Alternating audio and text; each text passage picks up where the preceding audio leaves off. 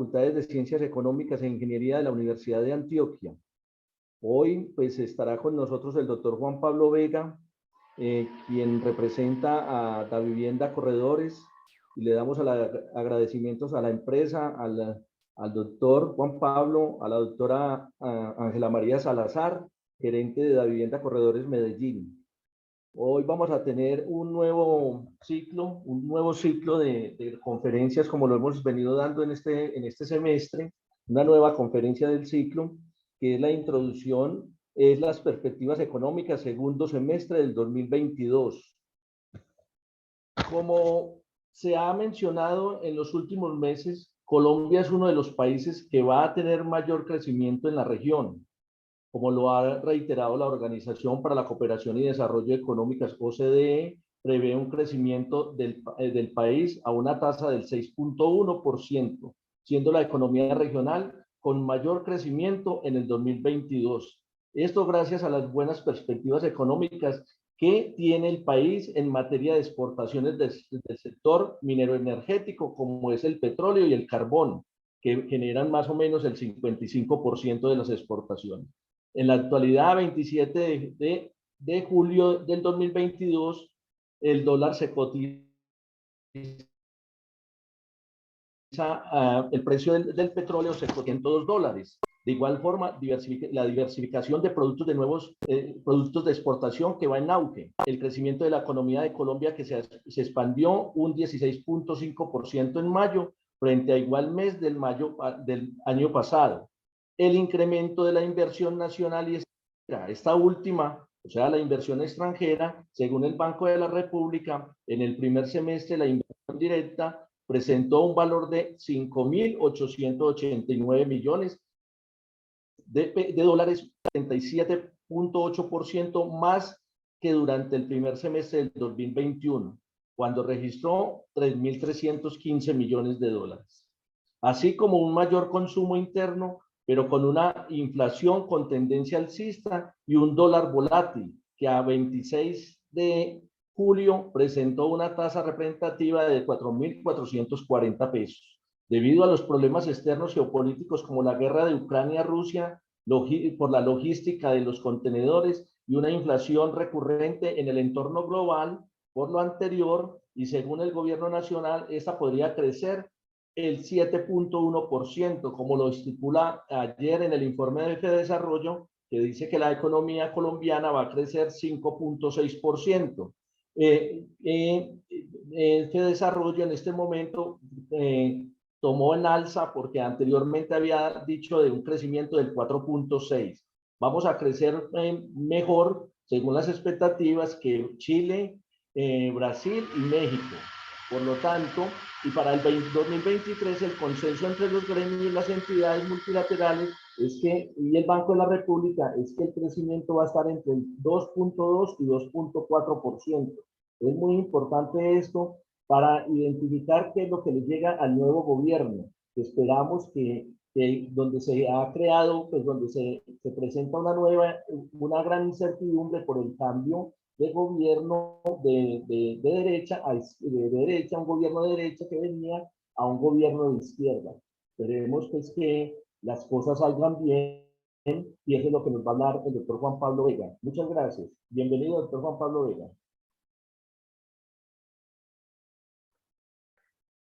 Gracias, profesor Diego, ahí por su introducción, por sus palabras de agradecimiento. Yo pues, igualmente me siento muy afortunado de estar acá con ustedes compartiendo perspectivas y en este orden de ideas, gracias a quienes nos acompañan. Obviamente entiendo que esto queda grabado, entonces también extiendo a quienes se interesen posteriormente pues, por esta información que vamos a compartir y usted lo ha dicho bien, básicamente lo que se trata acá es hablar un poquito de las perspectivas, digamos, macroeconómicas digamos, de lo que depara ahorita la segunda parte del año, con lo que ya ha venido sucediendo incluso en la primera mitad, una primera mitad pues muy volátil. Habíamos tenido hace unos meses pues la oportunidad de tener un espacio para hablar del impacto económico de la guerra entre Rusia y Ucrania y sus implicaciones y digamos que eso se ha vuelto uno de los factores que sí todavía siguen influyendo digamos, la dinámica que seguimos observando sobre la economía, pero que se ha sumado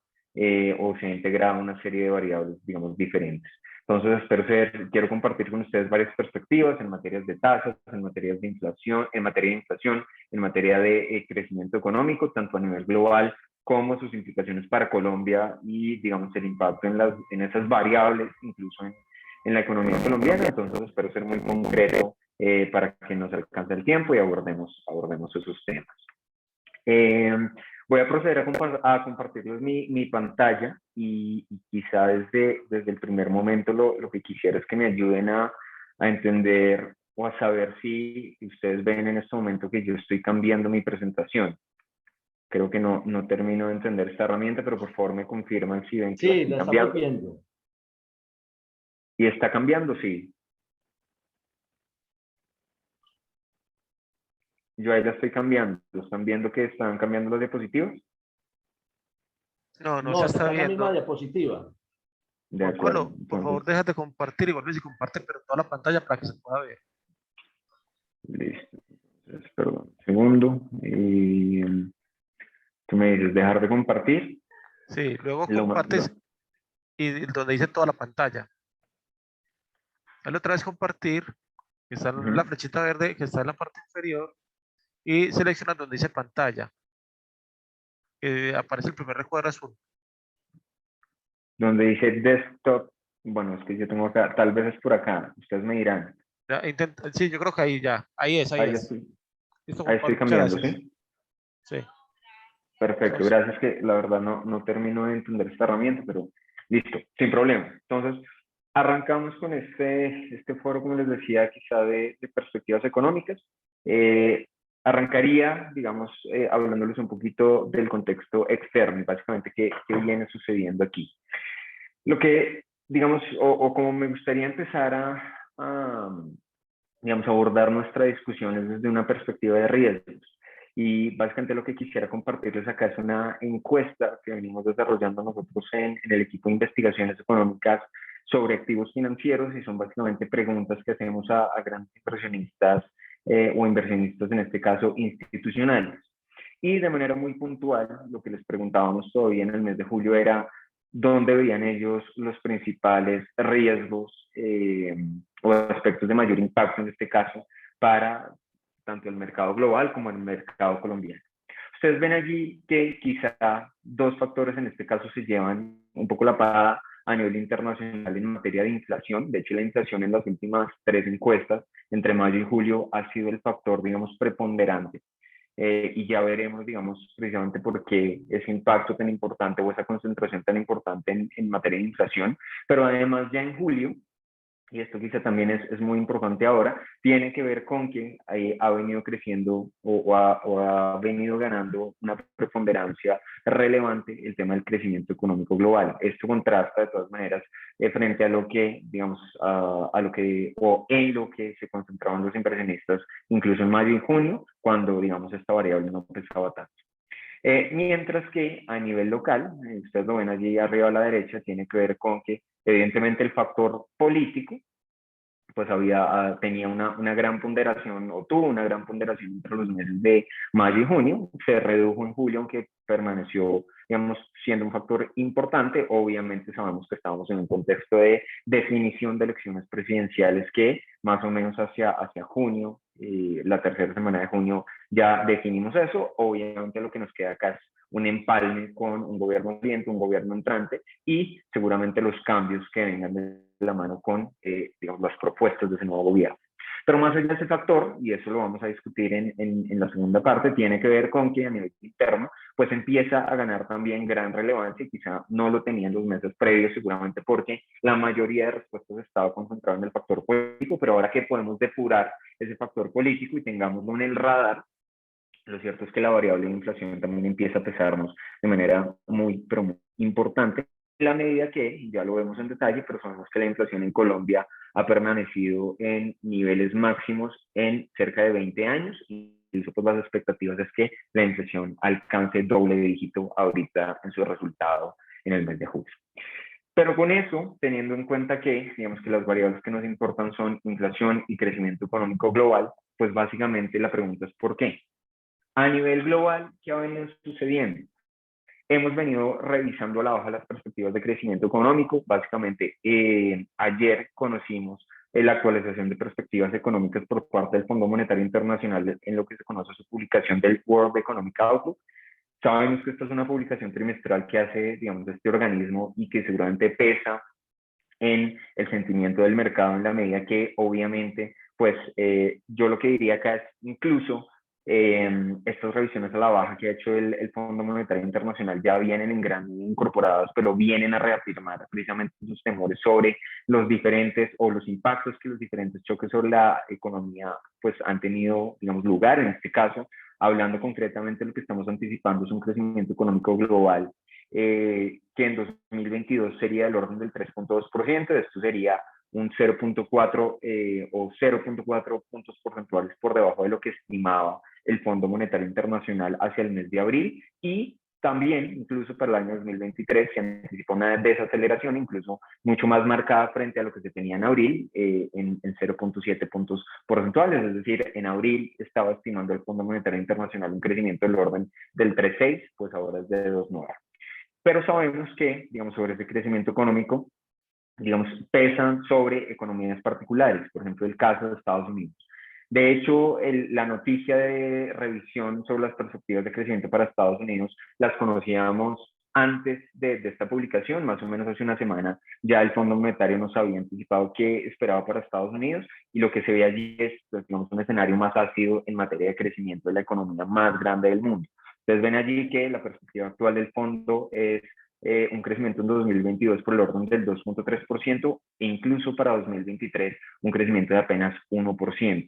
Son revisiones drásticas desde lo que se tenía en abril del 2022 incluso si nos paráramos en el mes de abril, lo que veríamos o lo que estaríamos en ese momento, pues en abril frente a enero, hubo una revisión a la baja de las perspectivas de crecimiento tanto del mundo como de economías como Estados Unidos.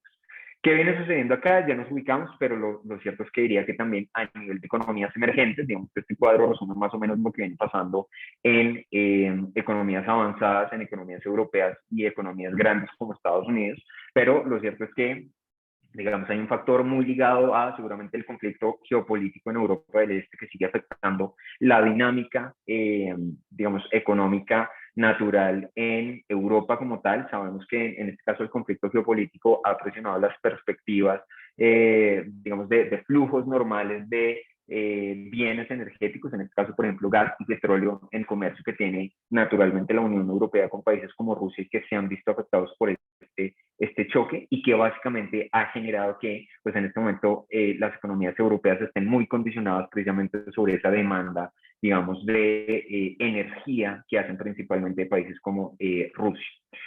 Y a nivel de emergentes, simplemente para ir consolidando sobre el panorama una serie de factores, sabemos que un factor que viene pesando sobre las perspectivas de crecimiento efectivamente tiene que ver con ese conflicto geopolítico, pero también a nivel de emergentes vale la pena destacar a China.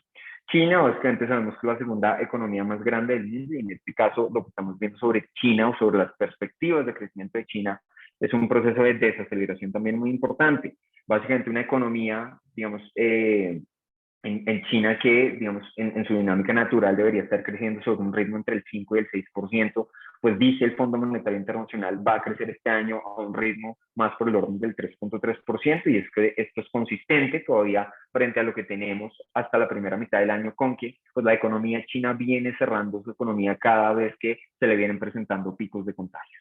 Efectivamente, vemos que la aproximación de China frente a la pandemia, a diferencia, digamos, de la mayor parte de Occidente, ha sido una de cero tolerancia al COVID-19 todavía.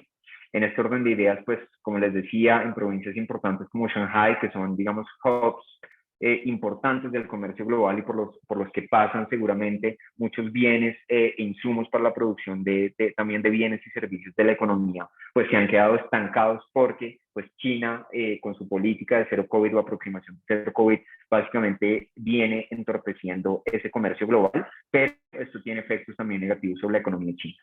Un menor crecimiento estimado sobre la economía china viene además con menores perspectivas de crecimiento global, porque lo cierto es que China es uno de los mayores demandantes de materias primas, precisamente por ese crecimiento seguramente mucho mayor que tiene a nivel, digamos, potencial la economía china, en la medida en que hay una menor demanda por bienes y servicios desde esa economía, pues se afecta obviamente la dinámica económica global de manera importante. Y yo creo que aquí, y ya lo vamos a matizar, tiene que ver con que a nivel regional, pues esto nos afecta de manera divergente. Yo creo que si nos devolvemos unos meses y quizás ya lo anticipamos ahí en materia del efecto sobre las materias primas, pero lo cierto es que a nivel de la región hay unos ganadores y unos perdedores. Esos ganadores pues están de todas maneras ligados a las economías que pues se vienen beneficiando de mejores precios de materias primas y que permanecen en buenos niveles, como el caso de materias primas como el petróleo, que beneficia a las perspectivas, por ejemplo, de Colombia, pero hay otros que vienen sufriendo, digamos, en este contexto de corrección también de precios, en un contexto en el que también lo que ha venido sucediendo es que, como les vengo contando, en China, pues las menores perspectivas de crecimiento vienen pesando sobre la demanda de algunos bienes o materias primas como metales industriales, de los cuales son altamente dependientes de economías como Chile y Perú.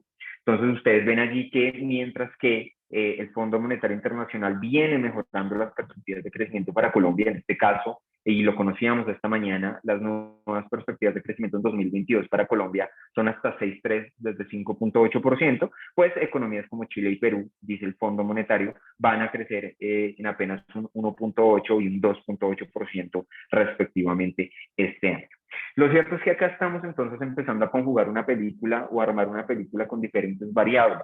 Y lo cierto es que también estamos en un contexto, y ya lo vemos también en un par de diapositivas, en el que el ajuste de condiciones financieras viene pesando sobre las perspectivas de crecimiento económico. ¿Por qué se ha dado, digamos, este ajuste de condiciones financieras? También lo adelanto, tiene que ver con una dinámica inflacionaria supremamente importante. Ya lo decía, a nivel local, pues estamos viendo niveles de inflación no observados desde el año 2000, pero a nivel internacional, en economías como el Reino Unido y Estados Unidos, estamos viendo niveles de inflación que no habíamos observado en más de 40 años. Eso que viene generando, y como les digo, pues nosotros, y lo vemos acá, y seguramente ya les cuento hacia el final de mi presentación, pero tiene que ver con que en Colombia ya empezamos a mover las tasas de interés. En el contexto de la pandemia, para que lo tengamos presente, pues habíamos adoptado una tasa mínima del 1,75%. Esto obviamente con el interés de reactivar la economía y no perder o, digamos, hacer que a nivel estructural se perdiera la menor capacidad productiva de la economía. Y esto funcionó de manera significativa, pero ya empezamos a ver niveles de inflación importantes que nos sugieren, pues digamos, moderar esos estímulos de demanda que tenemos vigentes. Y hoy por hoy nuestra tasa de referencia, de hecho, se ubica a niveles del 7,5%. Pues en el caso de economías como Estados Unidos, las tasas, digamos, de interés se ubicaban en niveles del 0% en el contexto de la pandemia, es decir, pedir dinero era gratuito en el contexto de la pandemia, por decirlo obviamente de la manera más fácil, pero ahora en un contexto en el que la inflación, como les digo, viene avanzando a sus niveles más importantes en 40 años, pues debemos ajustar esos niveles. Y de manera natural con este ajuste, y quizás sí para referirme ahora puntualmente a medida positiva, tiene que ver con que naturalmente estamos esperando una moderación de, digamos, el desempeño de las principales actividades productivas. En este caso, tiene que ver con actividades seguramente secundarias como la manufactura y actividades terciarias de la economía como los servicios. Aquí básicamente estoy compartiéndoles el resultado de los PMI entre las principales economías, digamos, avanzadas. ¿Qué es el PMI? El PMI, simplemente para recordarlo, que todos lo tengamos claro, tiene que ver con que se construye, digamos, a través de una serie de encuestas, una serie de preguntas a agentes que participan en estos sectores, pues digamos más o menos cómo va la salud, digamos, de estas actividades productivas, y con base en eso se saca un puntaje, un score por encima o por debajo de 50. Por encima de 50 estamos hablando de niveles expansivos de las actividades productivas, y por debajo de ese nivel, pues, de niveles de contracción de las mismas. ¿Qué ha pasado? Que en el contexto de la pandemia, volviendo quizá un paso más atrás, lo que veíamos es que en un contexto de bajas tasas de interés, donde pudimos reactivar la demanda en general de manera relativamente rápida, en la medida en que también supimos pues dar con el chiste de la vacuna, y eso nos permitió salir seguramente a consumir bienes y servicios más pronto de lo que inicialmente habíamos anticipado, pues vimos niveles de PMI tanto de manufactura como de servicios que en la mayoría de casos, con excepciones, por ejemplo el caso de Japón, pues vieron recuperaciones muy pero muy importantes. Pero ahora, y aprovechamos del PMI porque el PMI es un indicador muy temprano de las condiciones, digamos, de actividades como la manufactura y los servicios, y es porque nos permite saber que ya, con corte al mes de julio, se ha venido materializando una desaceleración importante del panorama económico. Esto es muy consistente con las perspectivas de crecimiento que yo básicamente les venía mostrando en la primera parte de la presentación y que tiene que ver con que efectivamente estamos moderando las perspectivas de crecimiento. Incluso los datos preliminares de la manufactura para el mes de julio, en el caso de la zona euro, ya ubican la manufactura en terreno contractivo. Obviamente, de nuevo, el caso de la zona euro, pues es uno en el que se sufre particularmente por el conflicto en Europa del Este que viene afectando de manera significativa las expectativas allí. Pero incluso en economías como Estados Unidos, fíjense que el caso es similar por el lado de los servicios. Entonces, obviamente lo que venimos materializando acá es un entorno de desaceleración económica que nos permite seguramente ir armando esta película a través de indicadores como el PMI. ¿Qué puede anticipar uno en adelante? Que en este proceso de ajuste de condiciones financieras, donde demandar bienes y servicios quizá a niveles de endeudamiento más elevados es menos posible, pues seguramente estos indicadores van a seguir materializando este deterioro o esta desaceleración. Pero además, de manera muy concreta, viene en un contexto de acá reúno varias perspectivas, tanto de la OCDE como del Banco Mundial, que también más o menos desde el mes de junio venían compartiéndonos actualizaciones de perspectivas en la que el tono del mercado viene evolucionando en dos frentes: menores perspectivas de crecimiento y mayores expectativas de inflación. Sobre la primera variable, hemos visto unas revisiones generalizadas a la baja sobre el crecimiento económico, digamos, del universo de economías que revisan entidades como el Banco Mundial. Lo cierto es que yo creo que lo que aquí de todas maneras empezamos a plantear es un entorno de deterioro de perspectivas en los que de todas maneras nos quedan perdedores y ganadores. ¿Quiénes pierden más en este contexto? Los países dependientes de importaciones de materias primas, particularmente en este punto de importaciones de materias primas ligadas a bienes y servicios energéticos. Mientras que, en ese mismo orden de ideas, quienes menos sufren en esta coyuntura, aunque igual lo hacen, son las economías exportadoras de materias primas y en este caso puntual, nuevamente, los países exportadores de materias primas ligadas a bienes energéticos como gas, petróleo, etcétera, etcétera. Lo cierto es que a nivel consolidado hablamos de una pérdida, y eso es básicamente lo que mostramos en la parte derecha de esta diapositiva, porque a nivel generalizado estamos planteando que si unas economías crecen menos, si una economía tan grande como China crece menos, eso jalona la demanda global a la baja y todos, en este caso, pues ven riesgos a la baja sobre su crecimiento económico, digamos desde una perspectiva prepandémica en la que no teníamos ninguno de estos choques.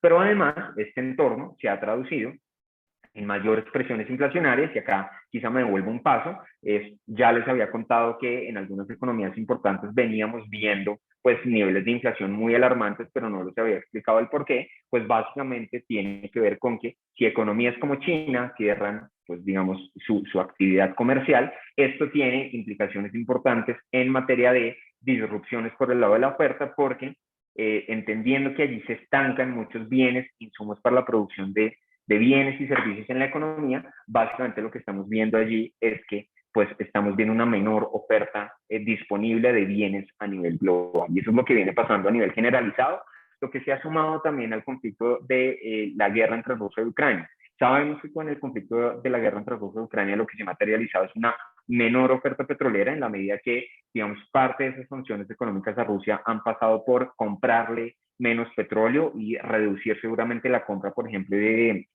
otros bienes como el gas. Y en materia, digamos, de la oferta que ponía a nivel global en el comercio global Ucrania, por más que sea una economía pequeña, es una economía importante en materia de la oferta de alimentos. El tema de los alimentos era uno que nos alarmó, digamos, durante un par de meses del año. La dinámica de alimentos ya corrigió en buena medida, pero al menos el tema petrolero, y uno lo ve sobre todo, perdón, yo me adelanto hasta aquí, tiene que ver con que evidentemente los precios del petróleo y de los bienes energéticos, cuando uno mira el índice o la canasta de bienes energéticos a nivel global, pues se mantiene un 73% por encima de sus niveles de inicio de este año, donde evidentemente los bienes que más han aumentado en precio son, por ejemplo, el caso del gas natural, y de todas maneras para la referencia Brent y WTI del petróleo, si bien en un momento alcanzamos a ver valorizaciones por el orden del 50 o 60%, pues hoy por hoy permanecen aún con esa corrección un 37 o 32% por encima de su dinámica de inicio de año. Pero con esto lo que les quiero decir es que este es un conflicto o este es un problema global, mejor. Básicamente es una dinámica que estamos viendo a nivel internacional sobre todas las economías. Fíjense cómo casi que en 2020 el problema inflacionario era un problema exclusivamente de economías emergentes, donde cerca de una de cada 5 economías emergentes veía, digamos, una inflación por encima de su meta, mientras que menos de una de cada 10 economías avanzadas veía pues un problema inflacionario. Pues en 2021 se exacerbó el problema en ambos casos, tanto en economías avanzadas como en economías emergentes, y con corte a abril del 2022, la realidad es que todas las economías avanzadas, en la medida en que tienen, digamos, rangos meta de inflación mucho menores a los niveles objetivos que podría tener una economía emergente, pues el 100% de estas economías está viendo problemas que en el corto plazo, digamos, presentan riesgos al alza en la medida en que estos riesgos de conflicto geopolítico en Europa del Este, aproximación de China a la pandemia, pues realmente son temas que ya vemos que son aproximaciones menos coyunturales y quizá que van a estar un poquito más estructural, de manera más estructural en el tiempo. Y eso tiene que ver con las decisiones en materia de política monetaria. Sabemos que si la inflación es elevada, lo que puede hacer un banco central es subir sus tasas de interés. Y aquí, antes de meterme en ejemplos muy concretos, como lo que vamos a ver que han hecho, por ejemplo, bancos como el Banco Central Europeo en la zona euro y la Reserva Federal en Estados Unidos, lo que pondría sobre la mesa es una pregunta, y es: si el problema es de oferta, como nos ha dicho usted en esta presentación, y es Rusia pues está poniendo menos petróleo del que antes del conflicto estaba poniendo, China está cerrando esa economía y por ende pues está alterando la oferta disponible de bienes en la economía. Entonces, ¿cómo se ataja eso de todas maneras? Vía tasas de interés, ¿cierto? No parece lógico que un aumento de las tasas de interés vaya a mejorar la aproximación de China a la pandemia o vaya a resolver el conflicto en Europa del Este, y con eso solucionamos los problemas de oferta que generaron un equilibrio que hizo que la inflación se redujera. Lo cierto es que sí, como les decía, este es un tema que parece más estructural, menos coyuntural, o estos riesgos. Y en esa medida, digamos que la solución de los principales bancos centrales, de todas maneras, no ha sido por el lado de la oferta, porque sabemos que la política monetaria no actúa en esa vía. En ese contexto, la única herramienta disponible de los bancos centrales es, de alguna manera, golpear la demanda.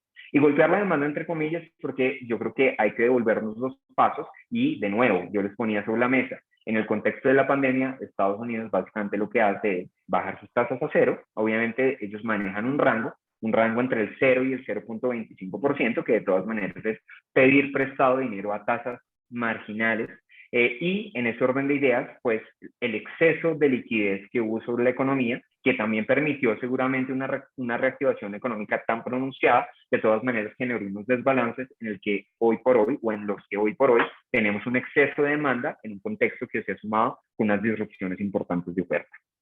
En este contexto, como les decía, incluso el caso de la zona euro es uno en el que la inflación con corte al mes de junio llegó a niveles máximos históricos desde la creación de la Unión Europea, básicamente alcanzó niveles del 8.6%, y eso ha obligado a que, digamos, la política monetaria en regiones como la zona euro, pues ya hayan tenido que abandonar, digamos, un poquito ese contexto de irracionalidad financiera. Ustedes ven aquí que, y básicamente acá tengo una línea de tiempo entre 2007 y 2022 en la que podemos ver que a lo largo de esta línea de tiempo la inflación en la zona euro pues fue muy baja, y básicamente el temor, digamos, de la zona euro por mucho tiempo fueron temores guiados por la deflación, y en ese orden de ideas se manejó por cerca de una década un esquema de tasas de interés negativos. Básicamente la tasa de depósitos, digamos, de los bancos la cobraba el Banco Central Europeo a menos 0.5%,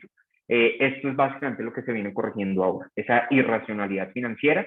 Incluso ya la semana pasada entonces el Banco Central Europeo sube su tasa de menos 0.5% a 0%, y digamos que, claro, aunque esto nos parece relativamente insuficiente, lo cierto es que las perspectivas, cuando uno mira los apuestos del mercado, es que todavía este ajuste de condiciones financieras en la zona euro continúe, tal que en el primer trimestre del 2023, pues veamos una tasa por el orden del 1.2, 1.25% en la zona euro. Mismo caso de la Reserva Federal, digamos que el caso de la zona euro es particular y lo pongo de ejemplo, pero también nos interesa mucho el caso de la Reserva Federal en Estados Unidos. Y más allá de alejarlo y hacer el problema muy puntual en algunas economías, pues que suenan muy importantes, es el por qué. De nuevo, ¿por qué? Básicamente nos interesa saber cómo evoluciona la política monetaria en regiones como la zona euro, en países como Estados Unidos, porque allí tenemos, digamos, los referentes que nosotros llamamos en la teoría como los libres de riesgo. Obviamente, sabemos que históricamente que un país como Estados Unidos haya hecho default o haya hecho una cesación, digamos, de pagos no aparece en el radar, y en ese orden de ideas sabemos que es relativamente seguro llevar mis recursos a un país como Estados Unidos, a diferencia de, por ejemplo, traerlos a un país como Colombia. Sabemos que, pues por el mismo contexto de la economía colombiana, que es como el contexto de cualquier economía emergente, pues se asumen unos riesgos adicionales, y en ese orden de ideas la lógica financiera es, si usted quiere irse a Colombia y no a Estados Unidos, pues tiene que pagar al menos lo que se paga en Estados Unidos, más unos puntos de interés adicionales. En ese orden de ideas, lo que les quiero plantear acá es, si en Estados Unidos las tasas están bajitas, nosotros podemos pagar esas tasas bajitas más una prima de riesgo. Pero si en Estados Unidos suben tasas, ahora nos toca pagar esa tasa más elevada más la prima de riesgo. Es decir, a nosotros también nos impacta estas subidas de tasas de interés. Y esto simplemente lo planteo porque, de hecho, hoy, antes de iniciar esta reunión, la Reserva Federal tomó una nueva decisión sobre su política monetaria, sobre su tasa de referencia. Y como les decía, de una tasa entre el 0 y el 0.25% a finales del 2021, hoy estamos hablando de una tasa entre el 2.25 y el 2,5% en este país. Hoy tomaron la decisión de subir su tasa en 75 puntos básicos, y esto sigue afectando de alguna manera, pues digamos, la dinámica, como les decía, en materia de crecimiento. Lo que estamos diciendo acá es que, claro, pasamos de niveles de tasas que permitían endeudarse a costo muy bajo a unas tasas que, en el caso de la economía de Estados Unidos, compromete más, digamos, el apalancamiento excesivo que ya había, y seguramente va a moderar esa mayor demanda o ese exceso de demanda que tenían los hogares y seguramente las empresas, y eso va a deteriorar las expectativas de crecimiento.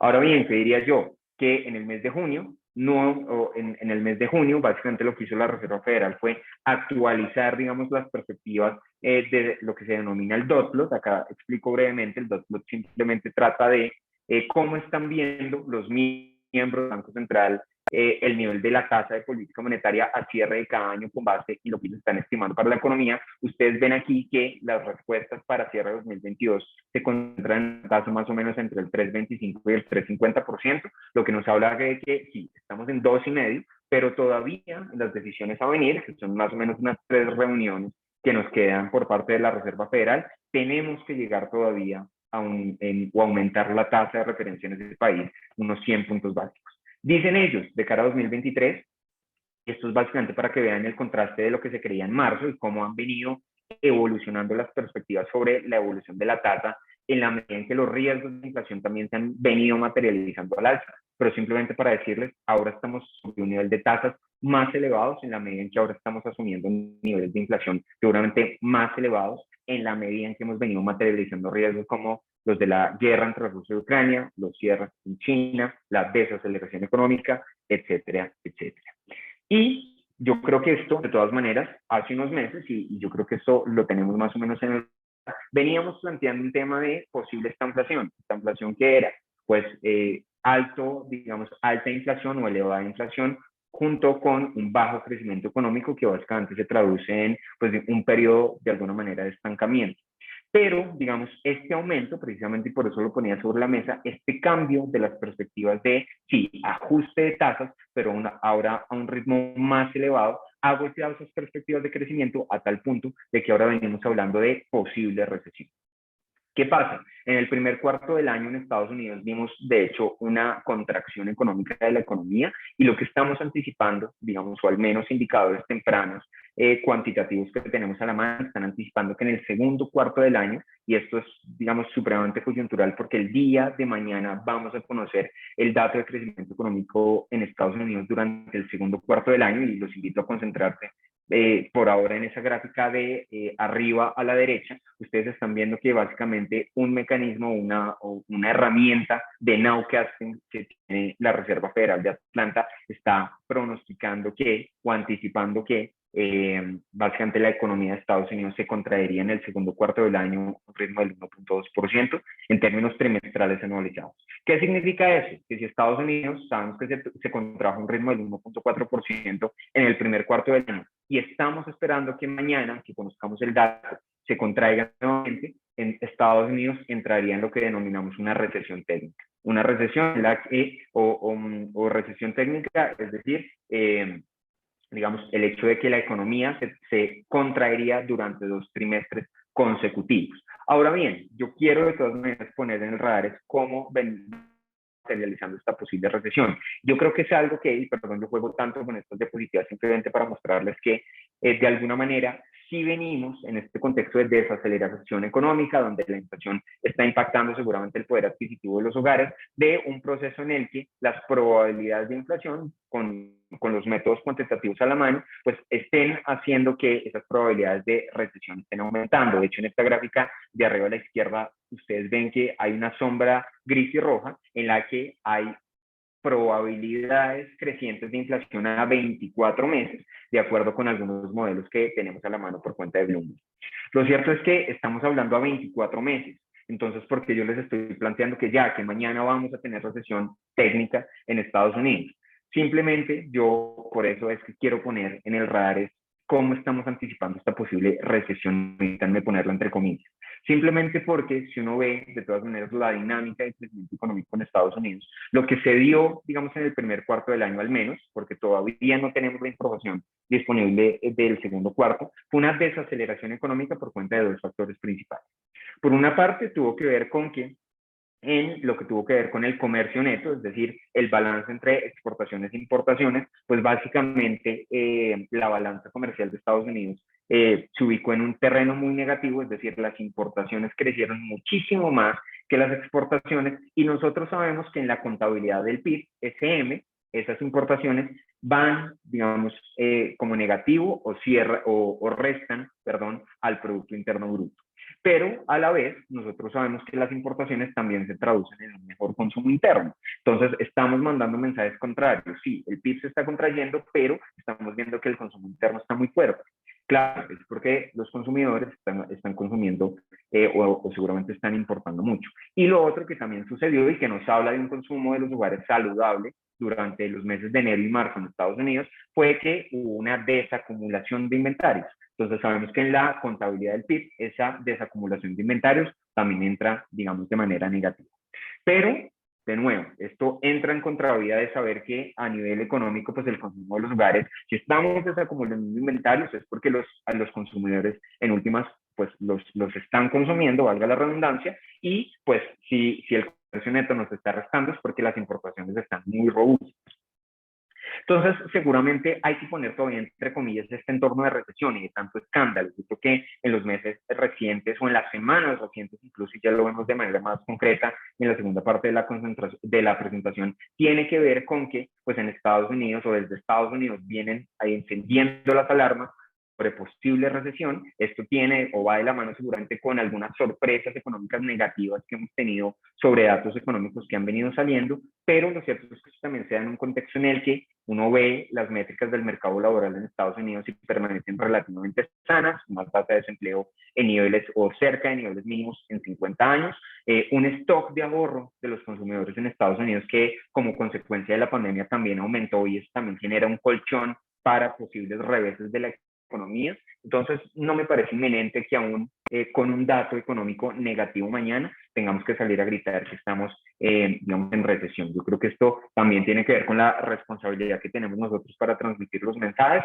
en los que hay que decir que, pues todavía, digamos, más allá de la forma técnica de referirnos a posibles contracciones o moderaciones de la economía, pues hay una economía de Estados Unidos todavía muy robusta y que a nivel consolidado, como les mostraba en las perspectivas del Fondo Monetario Internacional, van a seguir creciendo. Yo diría que, digamos que, y esto me permite simplemente hacer el abrebocas a un contexto breve de la economía colombiana, tiene que ver con que obviamente esta alta volatilidad, pues como les decía, uno la siente es porque hace un par de semanas el dólar en Colombia negoció en sus niveles máximos históricos, más o menos niveles de 4.670 pesos, en un punto, pues digamos, creíamos que el mundo se iba a acabar y que obviamente pues la tasa de cambio iba a seguir avanzando. Sin embargo, esto es divergente, como les digo, y aquí es donde uno empieza a consolidar diferentes mensajes. Primero que todo, que no es un caso, digamos, netamente de Colombia. Uno trata de buscar razones internas y decir, está pasando por esto y por aquello a nivel local. Realmente lo que estamos viendo es un fenómeno internacional importante en el que cuando uno trata de mirar el proxy de flujos hacia economías emergentes en general, pues este está cayendo de manera muy, pero muy significativa, explicada por factores muy coyunturales. En un primer momento tuvo que ver con el conflicto entre Rusia y Ucrania, luego, digamos, de una volatilidad importante que generó cierta recuperación, pues básicamente esos riesgos de recesión en Estados Unidos aumentando, pues vuelven a ir en contravía de esos flujos. Pero el caso colombiano, y ya lo veremos en detalle, es uno que no necesariamente funciona así. Fíjense que acá a la derecha les estoy mostrando cómo se ha dado la dinámica de compras de TES o de deuda pública en Colombia, que en lo corrido del año se ha mantenido positivo. Nuestros títulos de deuda pública siguen siendo atractivos para los inversionistas extranjeros en la medida que seguramente seguimos ofreciendo tasas de interés muy interesantes, nuestro crecimiento económico va a ser importante y eso genera solidez a nivel fundamental en nuestra economía. Pero ¿qué está pasando, digamos, a nivel interno y rápidamente porque esas perspectivas de crecimiento económico siguen siendo muy favorables para Colombia? Yo les cuento lo que ha venido pasando, digamos, hasta el quinto mes del año en materia de actividad económica. Tiene que ver con el comportamiento de algunas actividades productivas clave, como las ventas minoristas y la industria manufacturera en Colombia. Y hasta acá yo les estoy mostrando que por el lado de las ventas minoristas hablamos de un crecimiento del 34.8% de las ventas en términos anuales, es decir, en mayo de 2022 frente a mayo de 2021, y del 46% y un poco más para el caso de la industria manufacturera. Y acá ustedes me dirán que es algo engañoso, simplemente porque sí, estamos hablando de que mayo del 2022 es muy positivo en materia de cómo se ha venido comportando la actividad económica colombiana o cómo ha venido evolucionando, pero es que también tenemos un efecto estadístico porque estamos comparando frente a mayo de 2021. No sé si lo recuerdan, pero mayo de 2021 fue un periodo en el que tuvimos protestas sociales, porque en ese entonces el ministro o el exministro Carrasquilla trató de pasar una reforma tributaria que no tuvo mucha, digamos, favorabilidad entre la población colombiana, y esto derivó en una serie de protestas, y además, sé que ya parece lejano, pero hace un año estábamos hablando de un pico de casos de contagio de COVID-19 en Colombia, que forzó también en cierta medida unos cierres de la economía. Entonces, claro, estamos comparando un mayo bueno en 2022 frente a un mayo de 2021 que no fue el mejor. Por eso, digamos, uno trata de ser más riguroso y dice, pues compare mayo de 2021 frente a mayo de 2019, simplemente para hacer periodos comparables, pero no un mayo afectado en 2021 por estos factores y tampoco en 2020, sabiendo que en 2020 también tuvimos una afectación por el inicio de la pandemia. Por eso, ustedes ven que a la derecha yo les incluyo unos rubros que tienen que ver con contribuciones trienales, donde a nivel de ventas minoristas, es decir, en mayo de 2022 frente a mayo de 2019 estamos creciendo a un ritmo superior al 20% y en el caso de la manufactura a un ritmo cercano al 17%. ¿Qué ha venido pasando en el consolidado? Y ya vuelvo sobre esto, es que la economía o el valor agregado de la economía sigue creciendo, digamos, a un ritmo supremamente importante. Aquí, de todas maneras, les muestro datos consolidados al mes de abril, pero incluso si uno se parara en mayo, lo que ve es un crecimiento del orden del 16.5% y que en lo corrido del año el crecimiento de la economía colombiana alcanza a ser por el orden del 10.6%.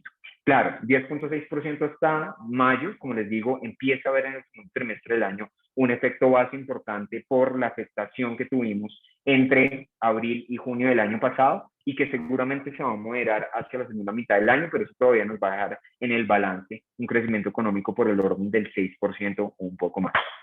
Ahora bien, ¿esto qué quiere decir? Que el consumo real de los hogares, como se los mostraba en esos rubros de ventas minoristas de industria manufacturera, viene creciendo a ritmos cercanos al 5%. Esto es básicamente con cifras de radar, y en ese contexto el endeudamiento, digamos, o el comportamiento de la cartera total en Colombia, reuniendo el endeudamiento de los hogares, de las empresas, etcétera, etcétera, viene creciendo a su ritmo más elevado desde finales del año 2015. Y esto simplemente lo pongo sobre la mesa para contarles lo siguiente, y es que pues esto tiene unas implicaciones importantes a nivel inflacionario. A nivel inflacionario, lo que hemos seguido observando es que, como les decía, la inflación en Colombia se ha ubicado en sus niveles más elevados en los últimos 20 años. A nivel, digamos, todavía de los productores, incluso esto es lo que les estoy mostrando acá, tiene que ver con que los precios a los productores vienen creciendo a ritmos superiores al 30% en términos anuales, digamos, en junio. Uno ve que sí, esto responde a una dinámica internacional, como yo les decía, no es algo propio de Colombia, y un claro ejemplo de eso tiene que ver, por ejemplo, con que rubros como abonos y plaguicidas, sabemos que este rubro hay una alta dependencia de las importaciones que se hacen desde Rusia para el tema de abonos, y uno ve que frente a una dinámica más o menos del 10% que cerraron en diciembre del 2021, estamos viendo aún un crecimiento en términos anuales en junio por el orden del 32%. Y a nivel de inflación, como les decía, eso se ha traducido en una inflación del orden del 9.67%, la inflación más elevada desde junio del año 2000. Aquí varios factores, los revisamos brevemente. Como les decía, si hay presiones por el lado de los abonos, pues básicamente abonos para producir alimentos, pues estamos viendo presiones importantes por el lado de los alimentos. Obviamente también en alimentos como la carne de res, como el pollo, pues que dependen también de algunos insumos y alimentos para alimentar seguramente estos animales, pues han visto un crecimiento importante y han afectado esta dinámica. La inflación de alimentos se mantiene, digamos, creciendo en términos anuales a un ritmo del 23.6%, pero ya estamos viendo una dinámica que responde a, digamos, una inflación por el lado de los bienes regulados en Colombia. No sé si ustedes lo han notado, pero básicamente el tema de los servicios públicos ha venido ajustándose al alza de manera significativa. Y de todas maneras, en estos bienes regulados de la economía hay, digamos, un niño diferente, que es el caso de los combustibles. Si nosotros venimos hablando de un petróleo Brent que se mantiene sobre niveles de $100 del barril, eso quiere decir que seguramente el combustible para vehículos también se ha encarecido a nivel global. Y nosotros no necesariamente lo hemos sentido así. ¿Hasta ahí hay algún comentario o alguna interrupción o continúo?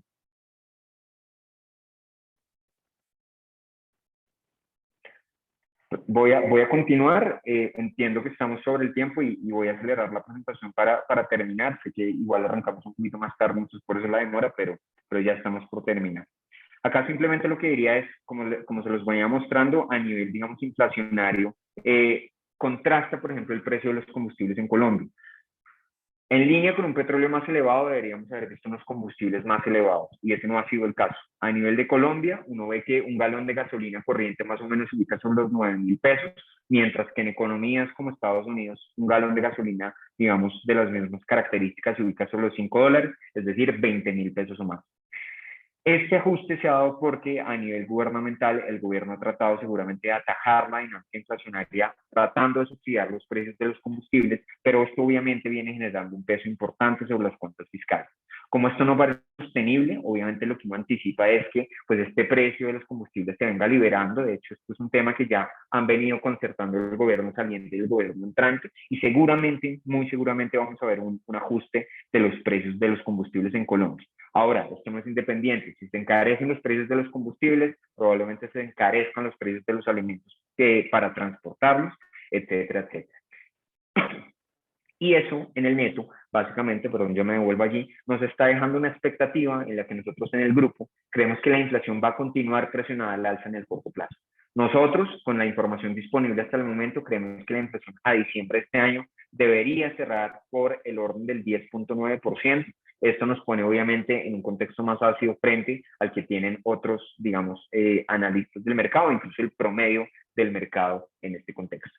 Pero esto viene de la mano, y acá me devuelvo con que, pues creemos que el ajuste de tasas de interés por parte del Banco de la República va a tener que ser mucho mayor. En este caso, lo que estamos viendo es que el promedio del mercado, y acá les estoy mostrando la evolución de una encuesta de expectativas económicas que hace el Banco de la República. Básicamente el mercado cree que las tasas de interés en Colombia el próximo viernes, les anticipo que el próximo viernes vamos a tener una nueva decisión de política monetaria del Banco de la República. El mercado cree que la tasa este próximo viernes en Colombia se va a ubicar más o menos en niveles del 9%. Nosotros, digamos, tenemos una perspectiva más o menos consistente con el ajuste necesario que debe hacerse hasta allí y quizá un poco más, digamos, en los próximos meses, pero que responde, como les muestro, básicamente a esta dinámica de mayores presiones inflacionarias. Y acá es donde empezamos a consolidar muchas cosas. Buenísimo que el país esté creciendo tanto, eso es cierto, pero va en contravía también de la dinámica de inflación que estamos viendo. Si estamos creciendo tanto, necesariamente es porque estamos demandando muchos bienes y servicios de la economía.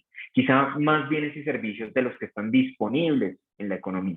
Y eso está generando desbalances internos y externos que están generando, por una parte, mayores presiones inflacionarias, pero también, asimismo, vulnerabilidades externas importantes. Vulnerabilidades externas que se consolidan en lo siguiente, y es que las importaciones se han mantenido, digamos, creciendo a un ritmo mayor al de las exportaciones. Básicamente uno ve que, aún con buenos precios del petróleo y sabiendo que nuestro producto de exportación por excelencia es el petróleo, estamos viendo que las importaciones, digamos, tanto en precio como en cantidad, están a un ritmo mayor al de las importaciones.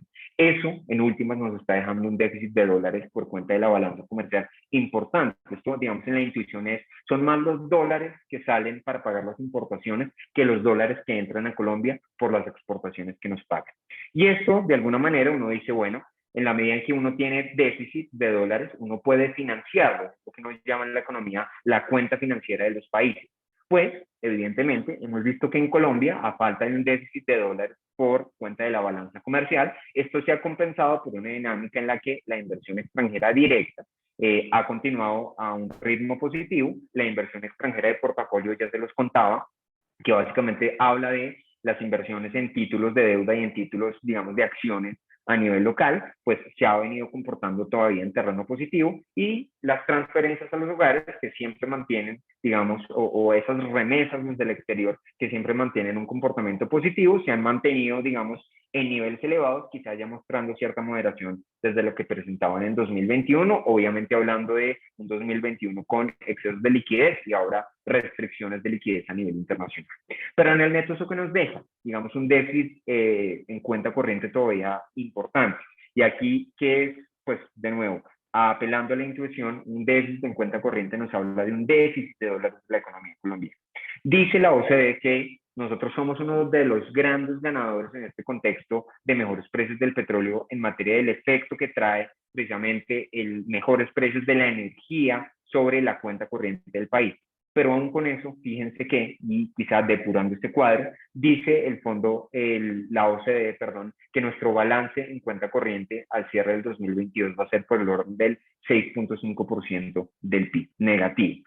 Es decir, teniendo en cuenta que en 2021 cerró en 5.7%, ellos incluso ven ampliándose ese déficit de dólares de la economía colombiana, lo cual no es lo más positivo en un contexto en el que pues estamos viendo encareciéndose las tasas a nivel internacional, que son las con las cuales nos financiamos en dólares. Y esto, en últimas, pues ya a nivel generalizado, y para hacer la presentación, tiene que ver con cómo se ha seguido comportando el dólar a nivel global. Yo les hablo de un dólar en Colombia que, muy a pesar de hablar de mejores perspectivas de crecimiento, etcétera, etcétera, se ha venido comportando o acercando a niveles máximos históricos. ¿Por qué? Tiene que ver con, digamos, algunos problemas estructurales de la economía colombiana, o responde a un fenómeno internacional en el que en general hay alta aversión al riesgo. Ustedes ven que con este, digamos, discurso de recesión o potencial recesión global, básicamente lo que ha habido es un atractivo por, digamos, el dólar como activo refugio a nivel internacional, y además en un contexto en el que la Reserva Federal viene subiendo tasas, y eso obviamente aumenta el atractivo por llevar, digamos, dinero o las inversiones a la economía estadounidense. Y eso, de alguna manera, pues también se ha traducido en que, como les decía, este discurso de potencial recesión global pues viene de la mano de un fortalecimiento del dólar, a veces como causa, a veces como consecuencia. Por ejemplo, sabemos que en la década de los 70s, 80s, esta subida o ese ajuste de las tasas de interés en Estados Unidos, que no sé si tengan presente, pero que básicamente llegó llegó al 20% desde un 11% en su peor momento, pues llevó obviamente un atractivo importante por tener dólares, y obviamente eso es lo que estamos viendo en este contexto en el que estamos subiendo las tasas de interés. Nos da temor tener seguramente inversiones a nivel internacional y en economías emergentes donde posiblemente sufran más por esta desaceleración económica global. Entonces yo me quiero quedar seguramente en activos seguros como el dólar, y eso es lo que viene explicando que el dólar, incluso este es el dólar medido por su índice DXY, que básicamente es la comparación frente a las principales monedas fuertes, pues ustedes ven que se viene ubicando en su nivel más elevado desde el año 2000-2001. Con eso, simplemente cierro con una perspectiva que tiene que ver con la decisión del próximo viernes. Como ya se los anticipaba, el Banco de la República se reúne el próximo viernes a decidir sobre sus tasas de interés. Esperamos que básicamente llegue una tasa entre el 8,75 o el 9%, es decir, una subida entre 125 y 150 puntos básicos. Y lo que diría acá es que de todas maneras el ajuste continúa. De nuevo, más allá de contarles qué va a pasar en un momento preciso del tiempo, es dejar quizá reflexiones sobre qué nos depara esta segunda parte del año. Como les decía, a nivel global estamos viendo desaceleración económica. Esto sí contrasta en Colombia con una demanda interna que es más importante, pero que a la vez nos va a dejar mayores riesgos inflacionarios, como se los mostraba en esa senda que estamos anticipando. Y en materia de tasas de interés, lo cierto es que esto se traduce en un esfuerzo que el Banco de la República va a tener que seguir atajando para moderar esa demanda externa. Básicamente, lo que puede o lo que tiene a la mano el Banco de la República es encarecer esas herramientas de crédito a la mano para que a la gente le duela seguramente importar. Y en la medida que, y dice también el Banco de la República, en la medida en que se ha respetado un régimen de explotación cambiaria, eso también garantiza que ahora las gafas que yo me quería traer de Estados Unidos o el PlayStation que yo me quería traer de Estados Unidos me cueste más y quizá entonces no lo pueda comprar. Eso también tiene que ver con, seguramente, moderación también de insumos y bienes y servicios que consumimos desde el exterior y que están encareciendo o que están generando mayores presiones inflacionarias. Pero seguramente eso es lo que va a hacer, y con eso cierro mi presentación, tiene que ver con que seguramente el próximo viernes vamos a ver el Banco de la República llevando su tasa, como les digo, cerca del 9%, pero nuestra expectativa es que muy probablemente en la segunda mitad del año va a tener que superar ese nivel, incluso niveles más cercanos al 10% podrían verse, digamos, de cara a la segunda mitad del año. Con eso, pues básicamente les agradezco por haberme escuchado. Creo que termino unos 6 minutos sobre el tiempo, entendiendo que arrancamos un poquito más tarde. Espero que no sea mayor problema para nadie. Pues bueno, les agradezco nuevamente por haberme escuchado y quedo atento de las preguntas que puedan tener, si es que las hay. Sí, muchas gracias, Juan Pablo. No, muy buena la presentación, ¿verdad? Que se habla de lo global y nacional. Yo quería preguntarle tengo una inquietud. En la diapositiva que usted en la diapositiva que dice que a nivel local no se observa fuga de capitales a nivel de flujos de portafolio, pero esto no se debe también porque a medida que la Fed, por ejemplo, hoy incrementó 75 puntos básicos, ¿cierto? Inmediatamente el Banco de la República ya también va a incrementar 150 puntos básicos para quedar la tasa de interés a 9%, pues la tasa de interés de política de intermediación monetaria. Esto hace que pues la renta fija sea atractiva para los inversionistas extranjeros, pero también la renta variable si se ha presentado fuga en renta variable buscando el refugio del dólar. Sí, señor. Sí, profesor, yo creo que hasta ahí es muy válido todo lo que usted indica. Y sí, digamos que lo que vemos en el flujo de inversión extranjera de portafolio, que como usted lo dice, tiene que ver con inversiones en acciones y en renta fija.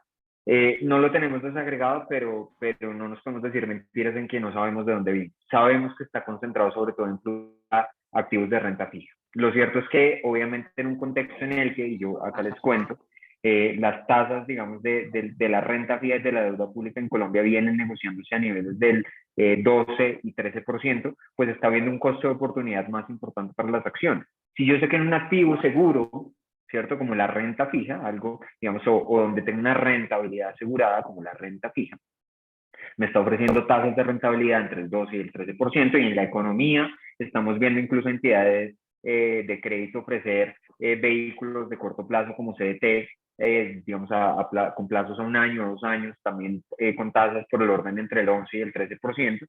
Entonces, ¿para qué quiero asumir un mayor riesgo en un activo, digamos, como las acciones, ¿cierto? Esto, digamos, es un poco esta lógica en la que yo sé que, claro, normalmente la forma de razonar es, yo asumo mayor riesgo en una acción esperando una mayor rentabilidad asociada, pero si un vehículo, digamos, como la renta fija, me ofrece tasas del 12 o 13%, entonces, ¿qué rentabilidad debería ofrecerme, o deberían, en este caso, ofrecerme las acciones? ¿Cierto? Entonces, Sí, quizá, por eso lo digo, el costo de oportunidad es más importante para las acciones. Y eso hace que sí, estemos viendo seguramente, y lo hemos visto, desvalorizaciones sobre las acciones locales en general, y flujos importantes, sí, por el lado de la renta fija, por el lado de las compras que han hecho los extranjeros. O sea, de hecho, yo les puedo decir que con corte al mes de junio, los inversionistas extranjeros se mantienen como los mayores compradores de deuda pública a nivel local. Han comprado cerca, si no me equivoco, no, en este caso cerca de 9 billones de pesos en peso de deuda pública colombiana.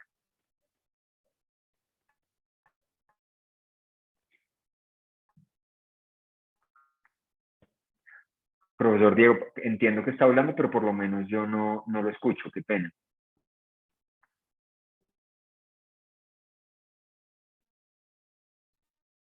No sé si soy yo.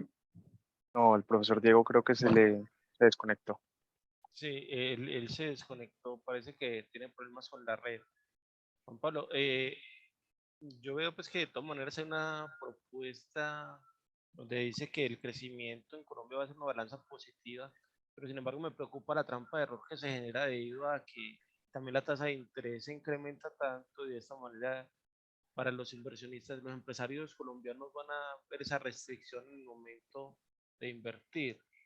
Entonces, no, ¿cómo ve usted esa posibilidad de crecimiento del PIB, pero también más en la parte que tiene que ver con la inversión empresarial? Por supuesto, creo que es un reto.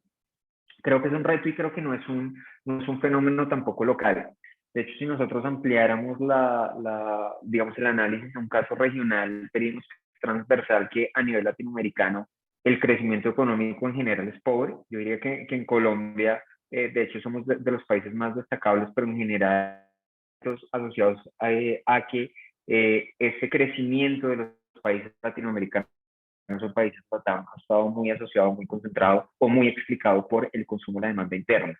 Digamos, ese C o esa C en la contabilidad del PIB, pero no por el I, no por la inversión. Y obviamente esto es un reto en materia del crecimiento estructural de la economía, porque en la medida que pues, no haya crecimiento por el lado de la inversión, pues no podemos pensar en un crecimiento potencial mucho mayor. Esto es muy cierto, obviamente este tema de tasas, y vuelvo a esa idea de costo de oportunidad, tasas muy elevadas generan también, digamos, unas tasas de descuento mayores sobre los proyectos de inversión de los inversionistas, y seguramente también pueda ir o pueda afectar, digamos, esas dinámicas de inversión.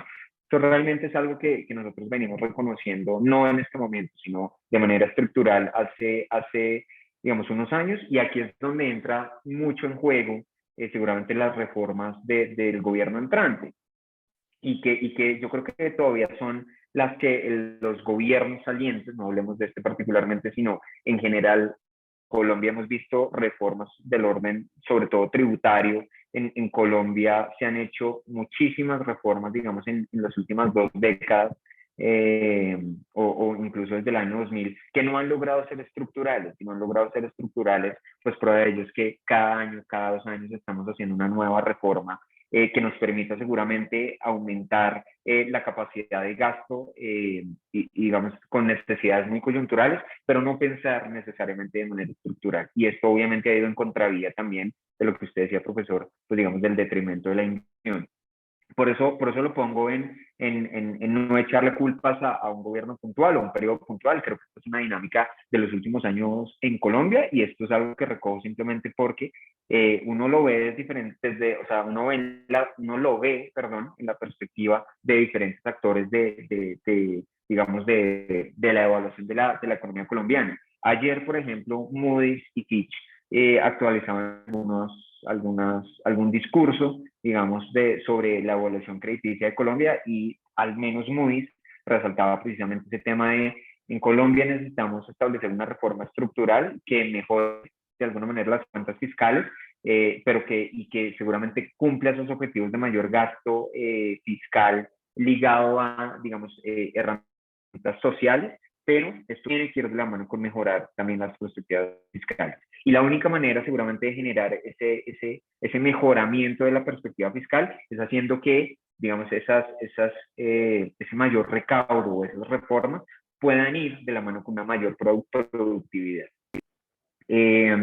Solo así, decía más o menos, pues esta calificadora de riesgo, pues es que el perfil crediticio de Colombia puede mejorar, pero en caso contrario, pues vamos a ver un reto muy importante, porque además, pues digamos, no es, en la medida que no hay inversión, entra, digamos, el gasto fiscal a jugar, digamos, en ese efecto probablemente de crowding out.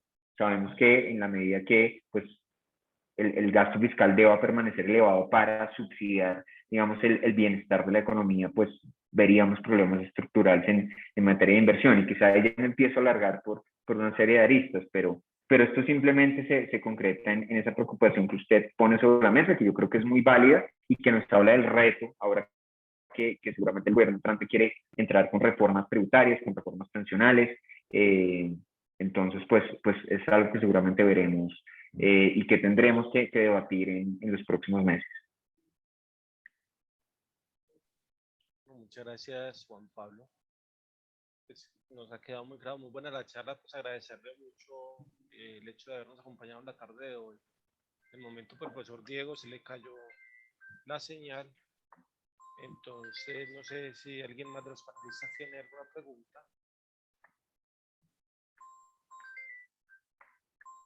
Si quiere agregar más algo, Juan Pablo, y si no, pues te agradeceríamos mucho.